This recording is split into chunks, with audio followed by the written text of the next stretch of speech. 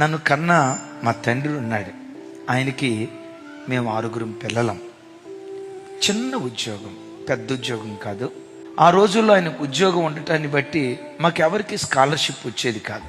అందరం almost private స్కూల్స్లో, private కాలేజెస్లో చదువుకున్నాం. వేల రూపాయలు ఫీజులు కట్టాల్సి వచ్చేది. ఒక్కడి జీతం. ఒకరోజు మా నాన్న చెప్తూ అయ్యా, నేను నా యవ్వన వయసులో మిమ్మల్ని కన్నప్పుడు తినాలనుకున్న తిండి తినలేకపోయానయ్యా, కట్టుకోవాలనుకున్న బట్ట నేను కట్టుకోలేకపోయానయ్యా. ఒక సాధారణమైన మనిషిగా సహజ సిద్ధంగా కోరుకునే నా కోరికలు ఏవి నేను తీర్చుకోలేకపోయానయ్యా. కారణం ఏంటంటే, ఒక హోటల్ గుండా వెళ్తున్నప్పుడు టిఫిన్ చేయాలనిపిస్తుంది. టిఫిన్ చేస్తే 20 రూపాయలు. నా ఒక్కడికి 20 రూపాయలు ఖర్చు పెట్టేదానికంటే ఇంకో 10 రూపాయలు కలిపితే 30 రూపాయలు మటన్ దొరుకుతుంది.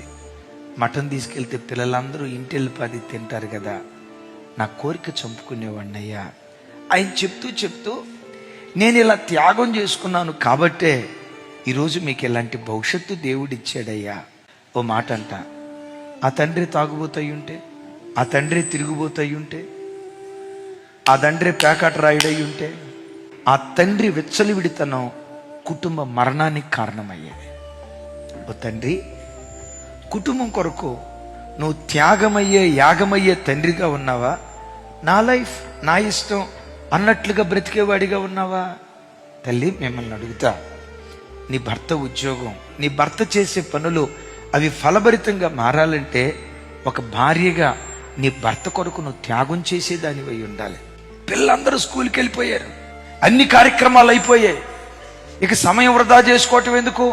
12 గంటల నుంచి 2 గంటల వరకు కుటుంబం కొరకు ప్రార్థన చేద్దాం, పిల్లల భవిష్యత్తు కొరకు ప్రార్థన చేద్దాం, యజమానుడి చేతి పనులు దీవించబడినట్లుగా ప్రార్థన చేద్దాం అని దేవుని సన్నిధిలో నిన్ను నువ్వు యాగం చేసుకుంటే ఆ త్యాగంలో నుండి జీవాన్ని దేవుడు పుట్టించడం ప్రారంభిస్తాడు.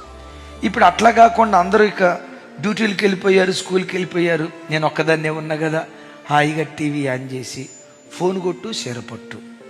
సుమక్కేమంది, బతుకు జట్కా బండిలో ఏ ఎపిసోడ్ నడిచింది, సుమలతక్కేమంది, రోజక్క ఎట్లా తీర్పు తీర్చింది, ఇక ఇవి చూసుకుంటా వాడితోనే నువ్వు కాలం గడిపితే, అమ్మా నువ్వు సరైన తల్లివి కదమ్మా. నువ్వు ఇంట్లో ఉండి చేతులెత్తి ప్రార్థన చేస్తే చేసే ప్రార్థన నీ పిల్లల కాపుదల, నీ యజమానుడు చేతి పనుల్లో రాణించడానికి ఆ ప్రార్థన జీవం పోసేదిగా ఉంటుంది. యేసయ్యకి మహిమ కలుగును గాక.